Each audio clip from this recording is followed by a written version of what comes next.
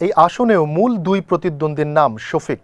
আসনটিতে দাঁড়িপাল্লা প্রতীকে নির্বাচন করছেন বাংলাদেশ জামায়াত ইসলামীর আমির ডাক্তার মোহাম্মদ শফিকুর রহমান।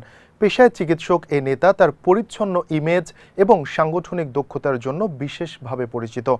গেল কয়েক বছরের কঠিন রাজনৈতিক পরিস্থিতিতেও তিনি অত্যন্ত ধীরস্থিরভাবে দলকে নেতৃত্ব দিয়ে আসছেন। বিশেষ করে ছাত্র জনতার গণ অভ্যুত্থান পরবর্তী সময়ে তার বিভিন্ন সামাজিক ও মানবিক কর্মকাণ্ড জনমনে ইতিবাচক সাড়া ফেলেছে। ঢাকার এই গুরুত্বপূর্ণ আসনে বিএনপির প্রার্থী মোহাম্মদ শফিকুল ইসলাম খানের বিপরীতে তার লড়াইটি এবারের নির্বাচনের অন্যতম আলোচিত বিষয়। মিরপুর এবং ক্যান্টনমেন্ট এলাকা নিয়ে গঠিত সংশ্লিষ্ট আসনে মোট ভোটার ৩,৫১,৭১৮ জন।